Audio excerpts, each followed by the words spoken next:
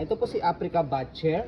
Good for newborn. Yan, up to 2 years old. 2 years old siya. Okay? So, mold pull out. Yan. So, may kasamang box. Andito po yung manual niya. Okay? So, yan. Bakit siya mold pull out? Okay? So, kaya siya mold pull out, possible na may missing part o kaya po, meron siyang minimal scratch, something na ganon. Okay, kaya siya mold pull out. Okay? Pero, usable, never been used. Okay? So, ito po yung details po niya, one by one.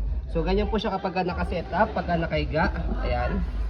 Okay? So, kaya siya merong pad po dito para hindi malamigan si baby kung wala siyang pad. And then, hindi rin siya mauntog dito kasi matigas siya. Kaya meron siyang pad. Okay? Para malambot. Foam. Okay? May foam siya rito. Okay? So, yan, as you can see, meron lang siya rito parang something na chips dito. Dito kasi sa kabila wala. Yan. Hindi madilaw, no? Yes, yes, okay. So, ayan, meron siyang laruan dito sa harapan. Okay, pwede siyang i-adjust pagka nakaupo. Pwede siyang, yan, pag nakaupo. Okay. Yan. So, pwede rin tong tanggalin. Press nyo lang siya.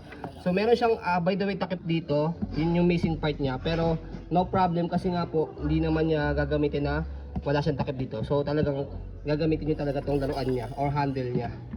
Yan. So, gagamitin lang naman to yung laruan ito kapag toddler na si baby. Yan. Kapag nakaupo na siya. siyang nakaupo, saka marunong na siya maglaro. Yan. Pag newborn naman, gagamitin lang naman to for the meantime na paliguan. Okay? So, ganyan. Okay? So, ito yung takip niya. Okay? So, kapag naka-fold po ito, by the way, ang maganda rito is travel friendly siya kasi nga, maliit siya kapag pinold. So, tanggalin nyo lang yan. So, ito, pad niya, kahit hindi nyo natanggalin. So, press nyo lang po itong dalawa. Tapos, fold nyo lang ganyan. So, kahit ipit nyo lang po dyan yung ano niya, itong foam niya. Yan. Heavy duty. Yan. So, mabili po sa amin to. Dami naghahanap sa amin to palagi. Yan. Kasi maganda talaga siya. Alam niyo naman pagka Africa, branded, kilalang kilala. So, kapag i-open siya, press nyo lang din po siya ulit.